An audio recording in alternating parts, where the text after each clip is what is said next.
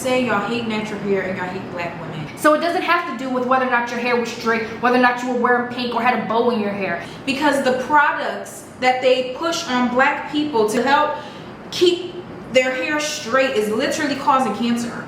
I hate every single post that promotes hard wig soft life.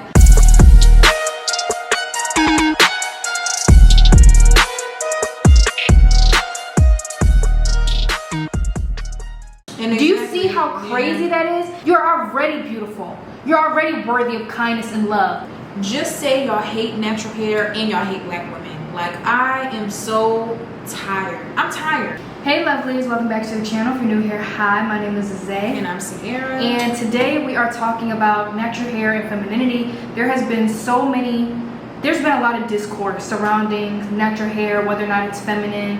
And obviously, as the natural hair YouTubers that we are, we have a lot to say on that topic, and a lot of you have also mentioned it. We're gonna, flash some comments up here talking about it, and we thought, why not get into the nitty-gritty? So if you like what you're hearing, if you like what you're seeing, make sure to like, comment, subscribe, smash that bell notification, and drop your opinions down below about what you think we're going to be talking about in this here video. Like, let's get into it. We have our notes here, and I also have my tea, because we are going to be chatting, and I don't want my, voice box getting tired. First things first, I am so tired of our natural hair and who we are as black women not being enough.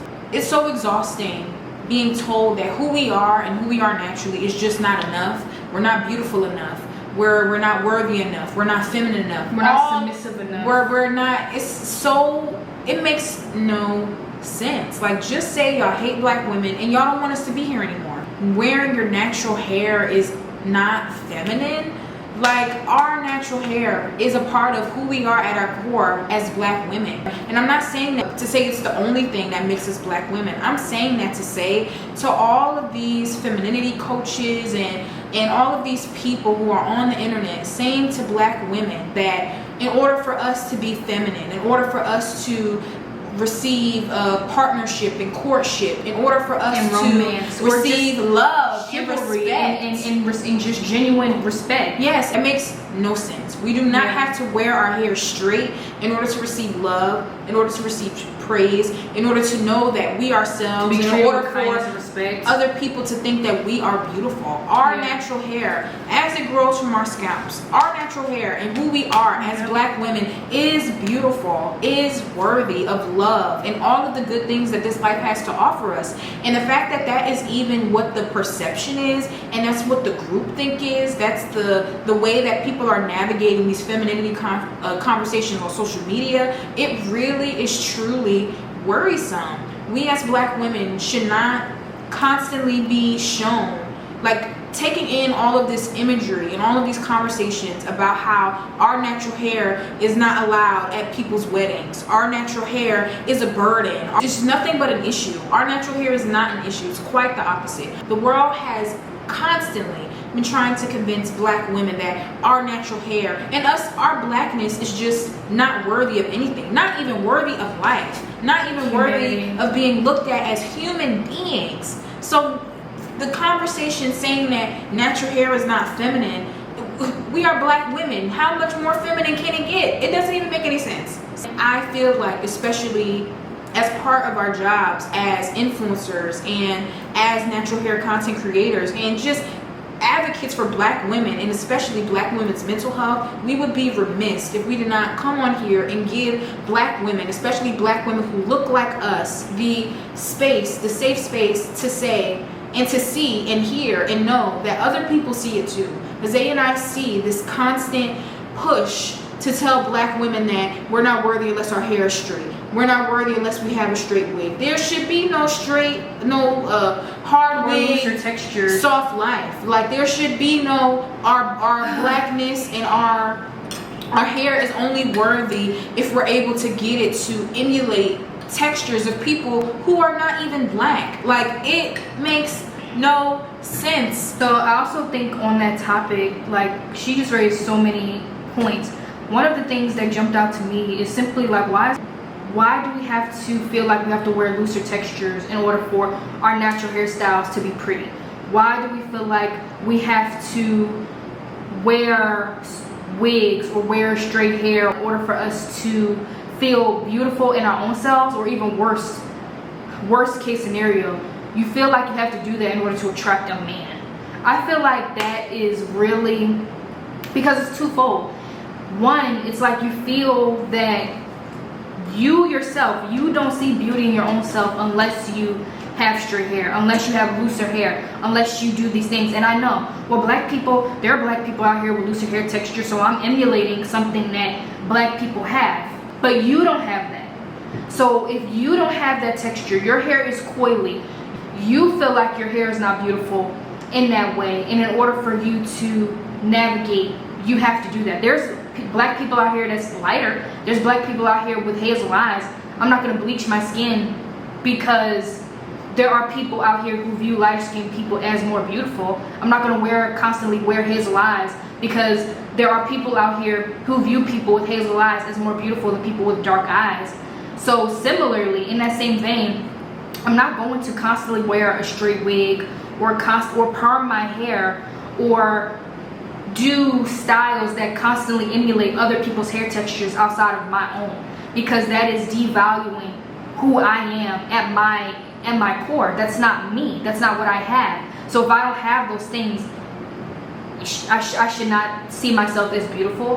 And I honestly think that it does perpetuate the same ideologies that we were taught hundreds of years ago. In pop culture, it is this constant invalidation of what we culturally, black American people, went through culturally and historically during the transatlantic slave trade. Oh, that was so many years ago. We were only inflicted physical harm upon.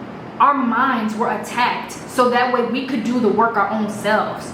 And when you choose to straighten your hair because you know that you're going to be treated better, to constantly reach for a straight wig when you are going out, and that's the only way that you can feel beautiful. And tell other people that they have to do that when you too. decide to perm your hair because you feel in your heart and your soul that there is no way that you can come to grips with your natural hair as it is, you are doing the work for them. We were taught to believe that we are ugly. So as much as we like to try to invalidate these conversations about how slavery and the things that we were taught and the things that we went through impacts not only our external lives but also our internal lives, our interpersonal relationships, you can't say, oh, who cares about slavery, all of that happened back then, but then you can't feel beautiful if you're only wearing straight hair or a hair of looser texture. You can't say that you're for the culture, right? We all like to say, oh yeah, we're for the culture. Yeah, you know, if this celebrity is championing this movement, oh yeah, for the culture. I'm supporting everybody that's black. But then you turn around and perm your 4-year-old daughter's hair. You can't say that you're for the culture and then you turn around and say, I don't care what these natural hair Nazis are saying. All they want to do is make people feel bad because don't nobody want to deal with their natural hair all day. That's not the case. There has to be some accountability on our part. We are not free. The work is not done until we are able to see ourselves as beautiful, as human, as worthy of kindness, as respect, as we are naturally. Not if we assimilate, not if we let go of who we are culturally at our core, not if we separate ourselves from our standards as black people. That the work is not done until that is accepted globally, and we teach our children that, and we instill that in them. I literally was on Facebook the other day because if you don't know, we moved to Mexico and they do pretty much all their business through Facebook Marketplace. I mean, we found this place on Facebook Marketplace. So while I was scrolling on my timeline, I saw this young black man. He could not have been more than 20 years old, saying, he wrote a text saying, yo, if you with me, don't do your big chop for real. And it had all of these likes, and it had all of these shares, and it had all of these comments with people agreeing, other black men, predominantly other black men, commenting and agreeing, saying they don't want to be with someone if they decide to literally cut off their perm hair and start taking care of their natural hair. I have family members. I'm well involved with youth. There's so many young black dark-skinned girls who can't feel beautiful unless they have a 6'13" straight bust down, who don't feel beautiful unless they're wearing blue cotton. And I'm not saying that this is new. I'm saying that we are the adults now. You know, we always used to think that our elders were going to hold us accountable. They did the work.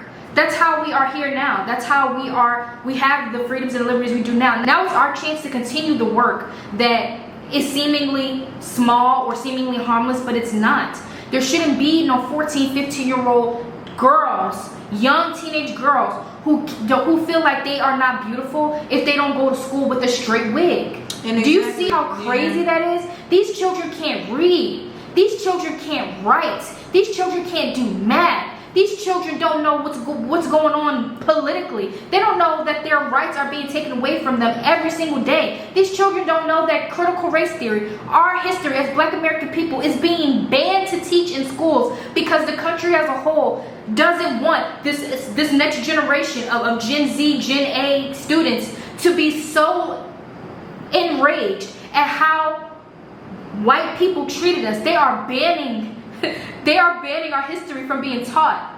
But you're okay with saying, well, who cares, because all of that happened before, and so I'm going to perm my hair, I'm going to perm my daughter's hair, or I'm going to encourage my daughters, my little cousins, my grandchildren to adopt these practices. Sierra also mentioned earlier about hard wig, soft life. This is how it all ties in. I hate every single post that promotes hard wig, soft life, because as funny as it sounds, it's not funny. As harmless as it seems, it's not harmless. The idea is that a Black woman should go out of her way to find a horrible looking wig, set herself up in an environment where white men frequent, so that way a white man can look upon her and choose her and give her a luxurious lifestyle. There's a lot wrong with that plan of action, simply because if a man has money, that doesn't mean that he's not a narcissist. That doesn't mean that he won't pay to get you, dealt with. There's just a whole lot that goes on with, men and influence and women entering that kind of environment that's for a different video.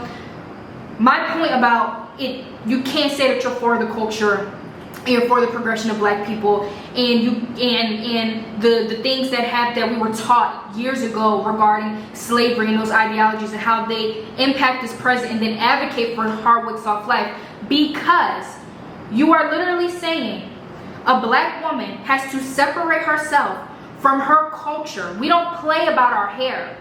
It doesn't matter if it's a wig, weave, braids, natural hair. It doesn't matter what style. We always make sure our hair looks done and is presentable. Even if it's a slick back ponytail, if it's braids with a couple of barrettes on it, we are very connected to our hair. Always have been, always will be. We adorn ourselves. We take hours and spend hundreds of dollars to make sure that our hair is presentable and beautiful and is adorned, because that is a part of our culture that came with us on those ships. So you're telling this Black woman that in order for any young Black girls, that in order to have a great quality of life, or even a good quality of life, they have to remove themselves from that part of their Blackness, from that part of their culture, present themselves in a way that is showing these white people, oh, yeah, she's not that Black. She's not a part of that culture. She's not like them. She's not like those other ones. Yeah, I'm gonna pick her. You are literally telling them that they have to assimilate, that they have to whitewash themselves, separate themselves, wash themselves clean, so that way a white man can look upon them and be their savior, pluck them up from poverty and from the trenches of being Black, so that way they can have a great quality of life. That's probably the single most infuriating, ridiculous, ignorant, and anti-Black ideologies that's being pushed on social media to this date. And I know that it seems like natural hair, and when people have something negative to say about natural hair, it's a seemingly small issue, right? But look at the larger consequences. To tell Black women and young Black girls that they are not worthy just as they are, you are teaching Black women and Black people that they should hate themselves. How can you teach young Black women, young girls, that They should hate themselves, and they should perpetuate the hate that they have for themselves and put themselves under stress and duress, because that's what straightening and all of that stuff is. Like Isaiah and I, we also run a natural hair consultation service. The amount of people that we see with all of these varying alopecias just from the damage that these wigs and straighteners and all of this stuff be causing. These straightening companies are literally in active lawsuits because the products that they push on black people to help keep their hair straight is literally causing cancer. It's causing fibroids. Hey, if you've been harmed by this relaxing product, you might be eligible for a settlement. Are you serious? So it's not. We're talking about natural hair as it pertains to femininity, and we're speaking so passionately about it because this bleeds into everything. This attack that black women have always faced to our natural hair bleeds into the attacks that they put on us that's trying to eliminate our black bodies. Like it's deeper than hair. It runs so much deeper than hair. So while it may be a joke, it's not. What happened? Why are we letting it happen? And what are we going to do to stop it from happening? Because these consequences are only going to impact us and our community. And back to these companies, I was gonna say, yeah, they're okay with putting out these products that they know will give you terminal illness, that they know will give you fibroids, will mess up your fertility, will mess up your uterus. But they also know that they can get away with doing that because there is such a large belief in the black woman community that they dislike themselves so much they will put themselves at risk. They will pay me to put them at risk of contracting one of these diseases because they dislike their hair that much. That is why it is Isaiah and I's duty to really come and talk to the natural hair community, because when we talk to the natural hair community, we know we're talking to black women.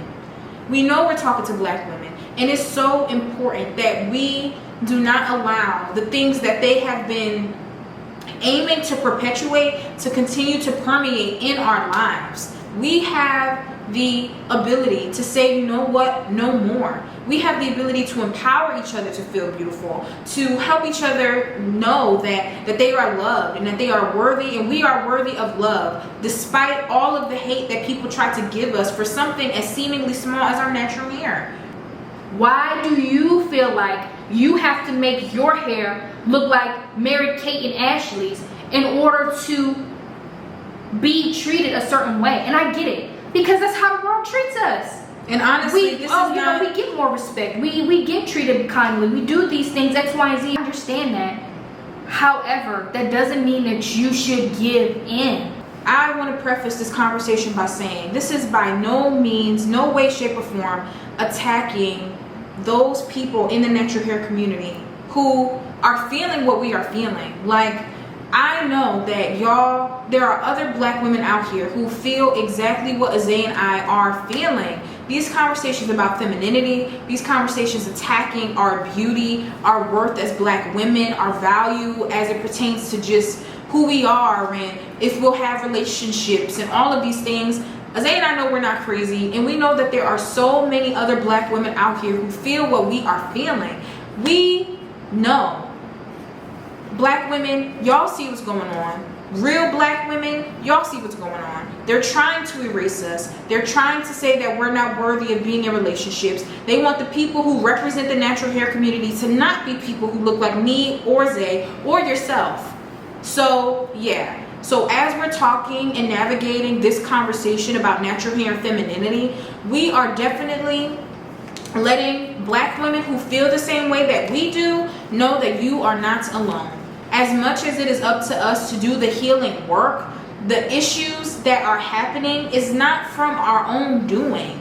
And black women, we hear you, we see you, we feel for you, we know exactly how you're feeling, and we want to assure you that this is a safe space and a safe community to have these kinds of conversations, because they need to be had. And perfect segue. If you need help, if you don't want to put yourself, your daughter, your cousins, your whoever at risk, if you are ready to make the change, Sierra and I already dedicated a year's worth of work making videos called Getting Back to the Basics series, where we teach you how to do your natural hair. Simple routines, affordable products, and things that you can make at home. These recipes helped us reach waist length and longer. My hair is tailbone length now.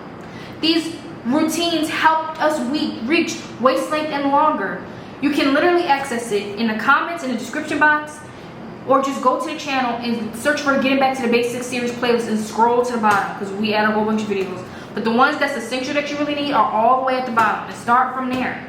Okay, it's not hard, but they want you to believe that it's hard so they can keep running your pockets, so that they can keep making you pay, and so that way they can kill you off the face of the earth because you use their products in the hopes that it will make you more beautiful. You're already beautiful. You're already worthy of kindness and love. You're already worthy of respect. If you're struggling with your groceries and a man doesn't open a door for you, or someone doesn't open a door for you, that has nothing to do with how you look and everything to do with their character. Because it doesn't matter if I'm attracted to a person or not. If I see someone struggling, I'm going to help them.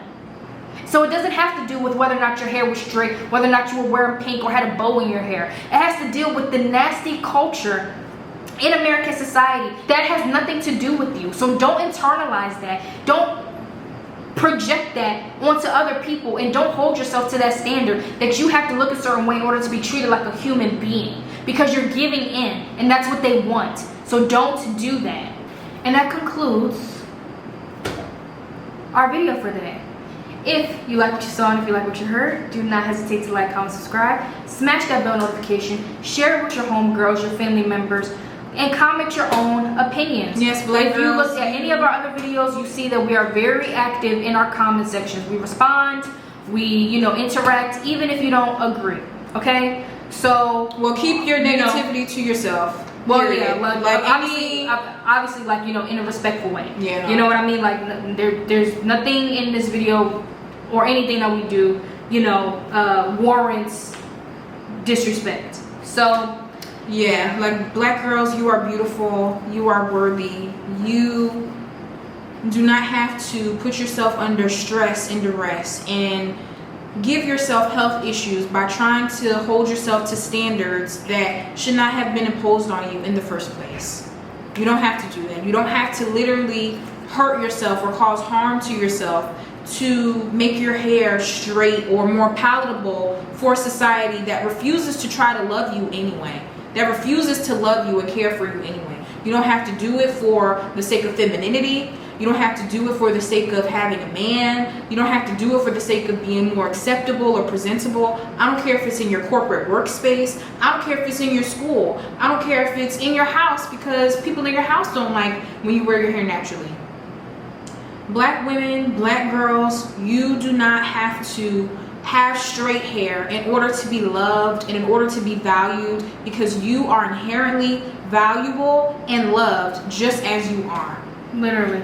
So Black women and girls, Black people, we love you, we support you, you are not alone, and we really empower you all to take the necessary steps to learn how to love your hair again. If you are on a journey to loving your natural hair, if you are on a journey to learn how to grow your natural hair, if you are on a journey just learning how to take care of yourself mentally and emotionally, spiritually as a Black woman, this is a safe space for you. And Isaiah and I will definitely link down a lot of our resources down below that we know can greatly help you along your journey. Yeah. So we love you, lovelies. We will see you all in the next one. Bye.